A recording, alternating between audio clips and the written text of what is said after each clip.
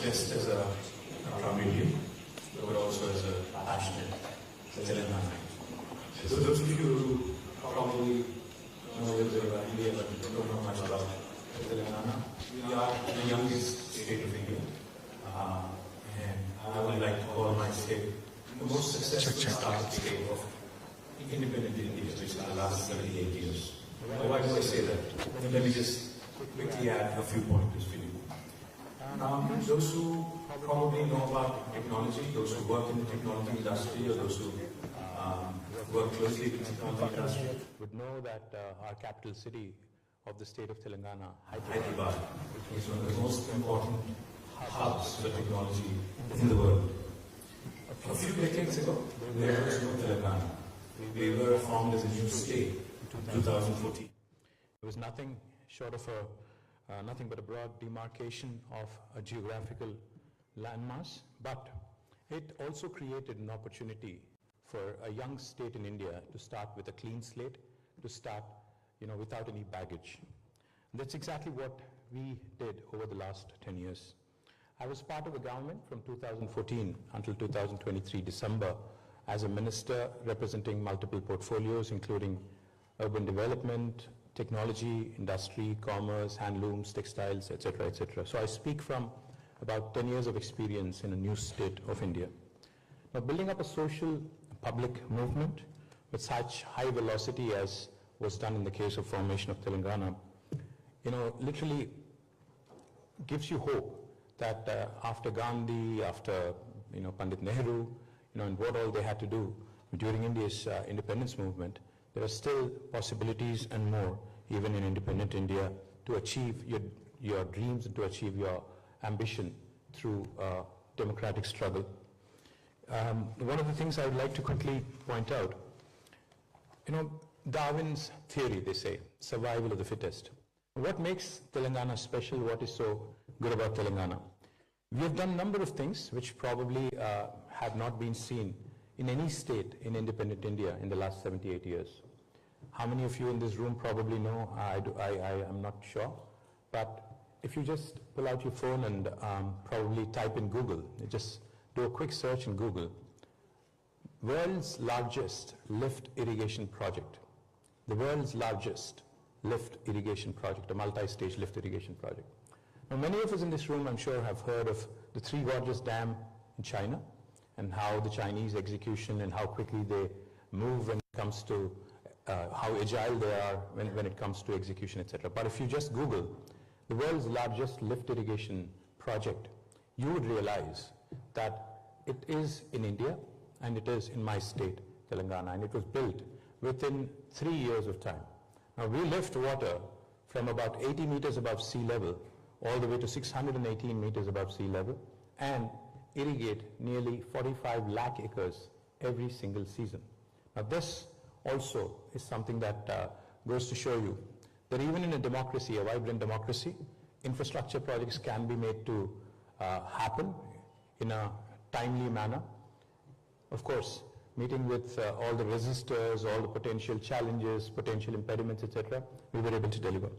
Not only the world's largest lift irrigation project, but we're also the first state in India to have completed a massive project with almost $7 billion US, ensuring that every single home in Telangana, which is about 10 million homes, are provided with a portable drinking water connection.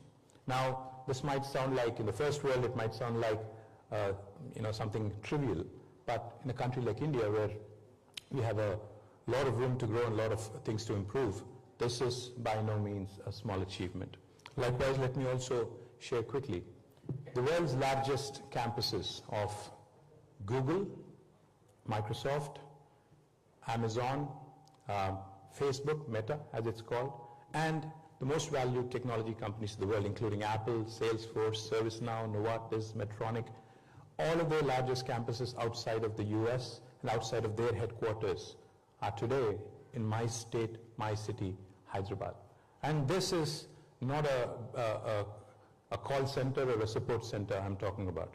This is cutting-edge technology development that's happening in India, in my city, Hyderabad, and the landscape and the way it changed over the last 10 years is nothing short of incredible. The story is nothing short of incredible.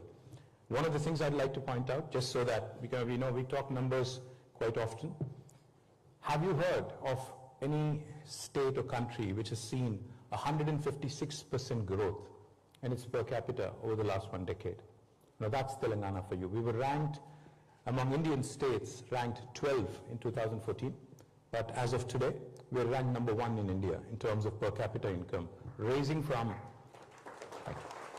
114,000 Indian rupees to now almost 400,000 Indian rupees. Now this is the kind of progress that has been achieved by a young state in India, which has really dispelled the notion that, there are the red tape and, the challenges that are typically associated with doing business in India, and also the challenges that are typically associated with ensuring that we deliver. Now, just to expand on a bit on technology, not only did we attract large number of tech companies to Hyderabad, to Telangana and to India, we also made sure that we provided enough and more jobs to the local youth and local youngsters. The number of jobs when we assumed office in 2014 in tech industry alone was about 323,000. But by the time we relinquished office, that rose almost to 1 million, a whopping 10 lakh jobs. Now, also, that reflects in the numbers and performance of our technology exports. When we assumed office, the technology exports from Telangana were about 56,000 crores of Indian rupees. 56,000 crores of Indian rupees. By the time we left office, it was almost 241,000 plus 2,00,000 crores of Indian rupees. So the kind of progress that was achieved, the kind of delivery that was made possible by our leader, Shri KTR, who was the first Chief Minister of Telangana and who was also the leader of the nation for about 14 years before Telangana became a reality, is a shining example of how to adapt, how to, like I said, Darwin's theory of evolution, survival of the fittest, as they say. If you have to theorize and if you have to probably translate into how things can also happen in governance, Telangana is a shining example. Likewise, let me also quickly add, disruption, is a word typically associated with the tech industry and the tech world. A lot of people think disruption typically means a tech startup, but disruption can also happen in governance. That's exactly what Telangana has shown you. For the last 78 years, we have the same set of officers, the bureaucrats, the civil servants, which by the way is a legacy from England, the ICS and the IAS and the IPS and the IFS, the Indian Foreign Service, Administrative Service, Police Service, Fire Service, etc., is a legacy that India had gotten post-independence. The officers have not changed. The red tape, of course, has come down a big time, but in Telangana, we are ranked today as the state with the most ease of doing business in the country, as per Government of India and Niti Aayog. And there is a reason why we have been able to achieve that. The reason being, with the same set of officers, with the same set of people, with the same set of bureaucracy, our leader, Shri KTR, has chosen to disrupt the way we governed and disrupt the way we actually brought out laws and legislations. The first piece of legislation I will talk about quickly is something called as the TS-IPAS. Now the TS-IPAS literally is, it abbreviates for Telangana State Industrial Project Approval Self-Certification System. Anyone in this room, for instance, wanted to launch operations in India, and if you had to choose a state, because India is a very diverse country where everything changes every 100 kilometers. India is a country, for those of you who are not familiar, with 22 official languages and 300 unofficial languages, some of which even do not have a script.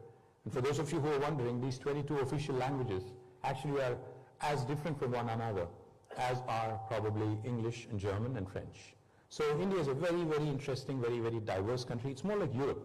It's United States of India with a European sort of composition and a very diverse country. Now the reason why I say all this is because when you start making investment decisions by drawing simpler comparisons, say to a large country like China and India, you'd probably be ending up confused. Because China is a country which has got a lot of homogeneity. It's a country where language and a lot of other things are common across the nation. But in India, like I said, everything changes every 100 kilometers. Therefore, it's important to understand the policies of states where you would want to engage, where you would want to set up a base, and where you would possibly want to enter India through. And Telangana, the policy that I just quickly mentioned to you, TS-IPAS, is probably the most revolutionary policy, revolutionary law by any Indian government in the last 75 years. What are the salient features? I'll just give you three. Any of you in this room, if you wanted to start an enterprise in Telangana, it could be a factory or something in the services industry, you would be surprised to know that you do not need any approval from the government. You can hit the ground running. You can actually start on day one with your factory. You don't need the permission of the local municipality or the village panchayat or even the state government. If you have a piece of land that is already owned by you, if you already are allotted to you, you can start construction on day one. Parallelly, simultaneously, we request that you submit an application online on the TS-IPAS portal. Now what does that do? Once you start operations for regulatory compliance, when we get your information, we promise all clearances in less than 15 days. If you don't deliver on the 15-day window by statute, by law, on the 16th day, it's an automatic approval. No other Indian state has this kind of a feature in today's economic landscape. Also, from the 16th day, we take accountability very seriously. So from the 16th day, we actually also penalize our bureaucrats a sum of rupees 1,000 per day if they are held responsible for the delay. Again, no other Indian state has done this kind of bold, adventurous policy making. In case you're wondering, this guy is a politician, how do I trust him? Let me tell you, more than 28,000 clearances have been given in the last 10 years through TS-IPAS. We've been able to raise more than 3.5 lakh crores of investment into Telangana, and have been able to create 24 lakh direct jobs, which is about 2.4 million direct job potential in our state. And that, again, ties back to the explosive growth that we had in the technology sector, from 300,000 jobs to 1 million jobs, from 57,000 crores of IT exports to 2,41,000 crores IT exports, and also the ability to attract the world leaders like Apple, Google, Microsoft, Amazon to set up their largest base outside of the US and outside of their headquarters in my state. In summary, I'll just say one thing.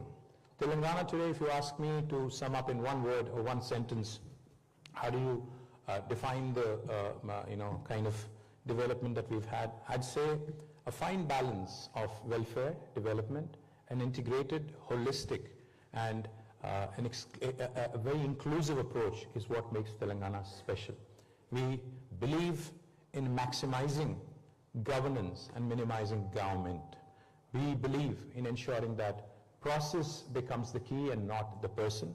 We believe in institutionalizing the change and not centering our decision making around individuals. And that's what makes Telangana truly a special story. And I do believe there are enough and more learnings for the rest of India to learn from Telangana, to see how you can raise from rank 12 to rank 1 in per capita, in GSDP, in creating wealth, in distributing it to the downtrodden, to making sure that inclusive infrastructure growth also happens on an equitable, in an equitable fashion. So I thank Bridge India for this lovely opportunity. I sincerely hope that all of you have a great experience here, and I do hope you continue to invest in India and continue to pick progressive states like Telangana, which truly are the lighthouses for the country and possibly by extension to large chunks of the world as well. Thank you very much.